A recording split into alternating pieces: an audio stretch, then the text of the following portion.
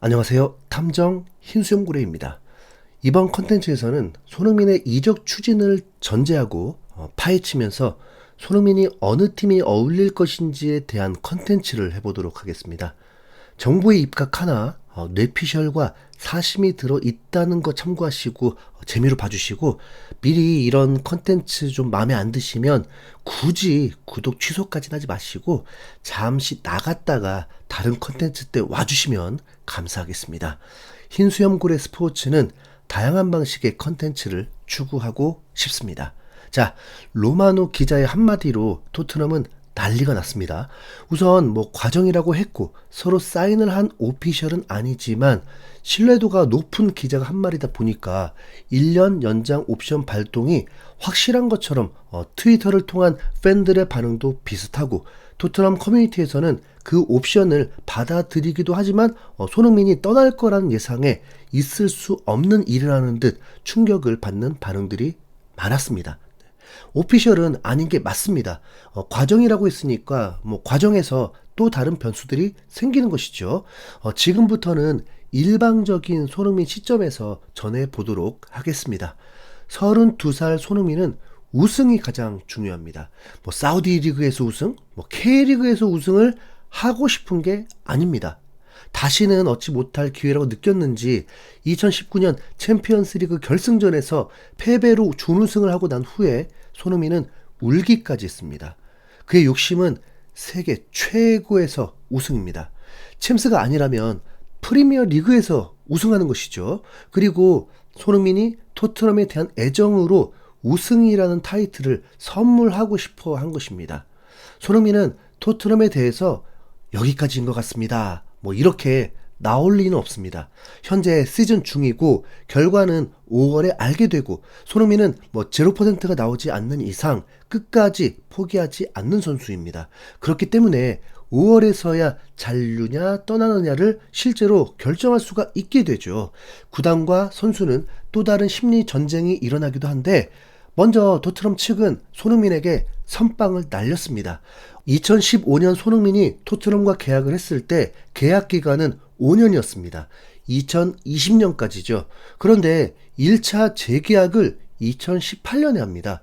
손흥민에게 주급 14만 파운드로 주는 조건이었고 2023년까지가 계약이었습니다. 그리고 추가 조건은 아시안게임 출전 허가였죠. 이때는 정말 고마운 건 맞아요. 2023년까지가 계약인데 토트넘은 2차 재계약을 또 내밀게 됩니다. 그때 시기가 2021년입니다. 그리고 2021년 그 계약의 만료가 2025년 6월이었습니다. 이렇게 재계약을 할 때는 2년 정도 남겨놓은 상황에서 토트넘이 붙잡고 싶으면 그렇게 추진합니다. 이게 손흥민에게만 적용되는 건 아닙니다. 케인에게도 비슷했습니다.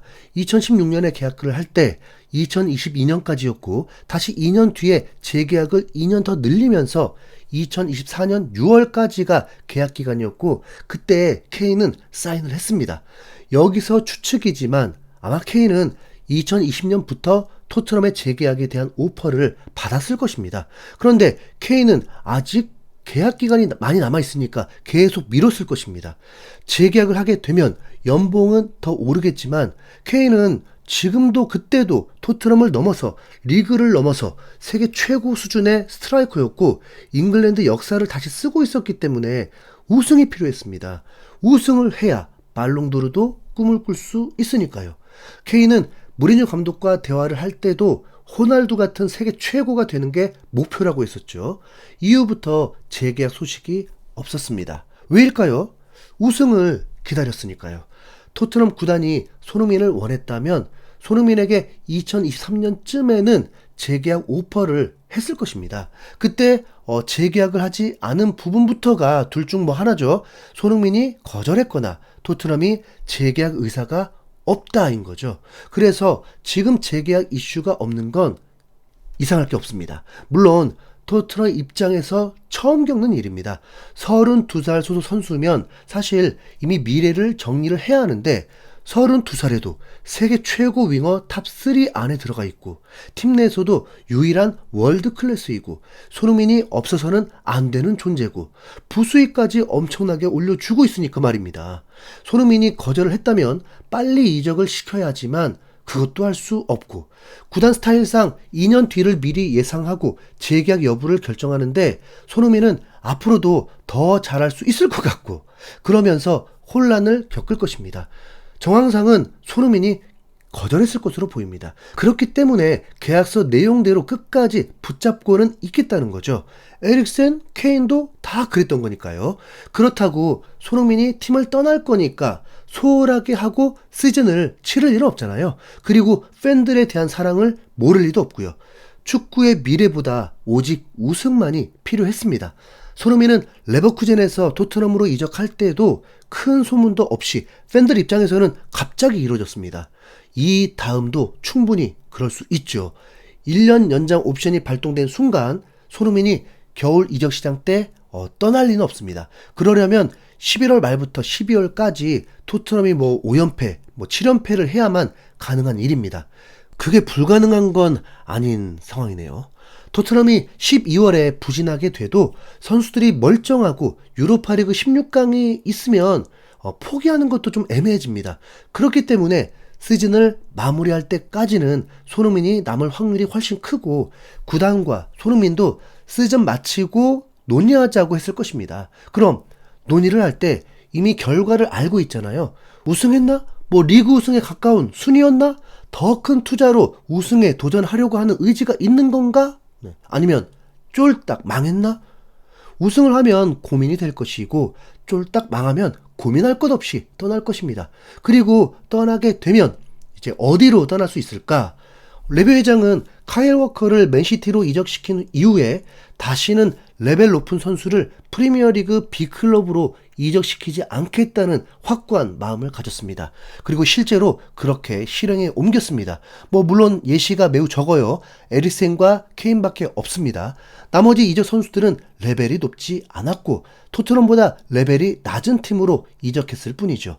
케인이 맨시티 오퍼가 있었고 떠나고 싶어 했지만 결국 들어주지 않았고 2년 뒤에 독일 리그로 떠나게 되었습니다. 아스날, 맨시티, 첼시, 맨유는 서로 선수들을 잘 돌리기도 하던데 토트넘은 B클럽에 들어갈 수가 없어서인지 영입도 안 하고 보내지도 않습니다. 이 조건이 손흥민에게도 똑같이 적용되면 손흥민은 프리미어리그 기록이 끝이 납니다. 왜요? 다른 리그로 이적을 해야 하니까요. 그러나 레비의 마음이 바뀔 수 있는 여지가 있는 건 바로 토트넘이 우승을 했을 때입니다. 토트넘이 우승을 하면서 한을 풀게 되면 그때는 손흥민에게도 들어줄 수 있는 부분이죠. 물론 손흥민이 33살에도 가고 싶은 B클럽으로 마음대로 갈 수 있는 건 절대로 아닙니다. B클럽도 플랜이 있으니까요. 손흥민이 프리미어리그에 남지 않는다면 너무 속상할 것 같습니다. 스페인이나 이탈리아로 간다? 솔직히 그냥 사우디로 가는 게 낫다고 봅니다. 차라리 K리그로 와서 500만 관중의 문을 열어주면 얼마나 좋겠습니까? 현재는 2년 연속 300만 관중 돌파로 만족인 상황인데 그렇다고 K리그로 지금 오는 것을 바라는 건 아닙니다. 프리미어리그에서 세운 기록들이 끊어지기 때문에 싫은 거죠. 3년만 더 있으면 프리미어리그 역사에서 득점 랭킹 10위에도 들을 수가 있을 정도니까요. 어시스트도 10위권이 가능할 수 있습니다. 지금도 전무후무한 아시아 축구 선수겠지만 절대로 깨질 수 없는 선수가 된다면 얼마나 좋겠습니까? 우선 월드컵 때문이라도 선수 생활을 이어가야 하기 때문에 은퇴를 할 리는 없습니다. 그리고 팀에서 출전 보장이 되는 팀으로 이적을 하려고 해야겠죠. 추천할 곳은 딱 두 군데입니다. 맨유와 뉴캐슬. 다시 말씀드리지만 맨유와 뉴캐슬이 손흥민을 원하고 있는 게 아닙니다. 프리미어리그로 남을 수 있다면 어디가 제격인가입니다. 레비가 B클럽으로는 보내지 않겠다고 했다면서 맨유와 뉴캐슬이 가당키나 하냐고 할 수 있는데 손흥민이 전성기이면서 계약기간 3년 이렇게 남은 상황에서 떠나고 싶어하면 구단이 유리하겠지만 손흥민이 계약기간이 얼마 남지 않은 상황에서는 무조건 손흥민이 유리합니다. 안 보낼 수가 없어요. 레비가 가장 중요시하는 돈의 문제가 생기니까요. 구단이 제시한 팀을 손흥민이 원치 않으면 뭐 안 가면 그만입니다. 그냥 계약 기간까지 있고 자유 계약으로 이적하면 돼요. 그런데 이 자체가 구단과 선수의 전쟁이 되다 보니까 서로 손해가 막심하게 되겠죠. 갈등의 골이 깊어지고 손흥민도 출전 경기가 줄어들 수 있고 팬들이 응원할 때는 마치 내 선수가 감옥에 갇힌 느낌일 테니까 서로 합의가 된다는 전제에서 맨유와 뉴캐슬을 갔으면 좋겠다라는 것입니다. 맨유는 B클럽인 건 변함없지만 리그 우승에 가깝다고는 전혀 느껴지지 않습니다. 그 와중에 아모린 감독이 왔는데 요 감독 스타일에 손흥민은 매우 잘 맞습니다. 콘테 감독과 같은 3-4-3을 쓰는 감독인데 콘테는 수비 조직력과 전술적 패턴에 충실한 역할 분배를 요구했기 때문에 손흥민이 제한받고 희생되었던 거지만 아모린 감독은 훨씬 유연하고 오히려 윙어에게 창의성과 자유를 더 많이 얻게 되고 중앙으로 침투해서 득점 기회를 창출하는 역할을 맡게 되니까 정말 잘 어울립니다. 다시 말하면 콘테 감독 반년차에서 손흥민이 득점왕했던 때와 비슷한 결이 되는 것입니다. 하필 맨유는 가르나초, 레시포드가 손흥민의 레벨에 따라오지 못합니다. 가르나초는 결정력이 너무 형편없고 레시포드는 돈 많이 받고 난 후에 폼을 잃었는지 축구가 하기 싫은 건지 골칫덩이가 되었습니다. 어차피 맨유 구단이 다음 시즌에 아모린 감독 체제로 팀을 리빌딩할 건 확실하니까 손흥민이 리스트에 있기를 바라는 거죠. 맨유 입장에서도 손흥민을 영입 안 할 이유가 없습니다. 맨유의 앰버서더, 맨유 팬들도 레전드라고 하는 박지성을 보유했던 팀이니까요. 그리고 뉴캐슬은 재정적 페어플레이 제한만 아니면 마음 놓고 돈을 쏟아부을 팀인데 투자에 대한 마음은 변함없거든요. 4, 5위를 해도 다음 시즌 스쿼드가 얇아서 유럽 대항전까지 치르지는 못하는 팀입니다. 이미 지난해에 증명을 했죠. 맨시티도 위협하고 이번에 아스날도 이겼습니다. 뉴캐슬은 조금만 보완하면 최소 토트넘 레벨이고 레비와 다르게 맘 놓고 돈을 쓰고 개선시키려는 의지가 있는 팀이기 때문에 손흥민을 영입했을 때 효과를 톡톡히 볼 수 있습니다. 아마 팬들도 토트넘보다는 낫다라고 볼 것 같습니다.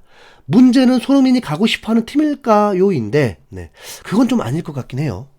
손흥민도 자존심이 있으니까 딱 어울리는 건 맨유인 것 같은데 자 여러분은 손흥민이 이적하면 어디가 알맞다고 보시나요? 뭐 맨시티, 리버풀이라고 하실 거죠? 자유롭게 의견 남겨주시면 좋겠네요. 여러분 좀 의견이 달라도 좋아요 누르는 건 공짜니까 꼭 눌러주시고요. 이상 다함정 흰수염고래였습니다. 감사합니다.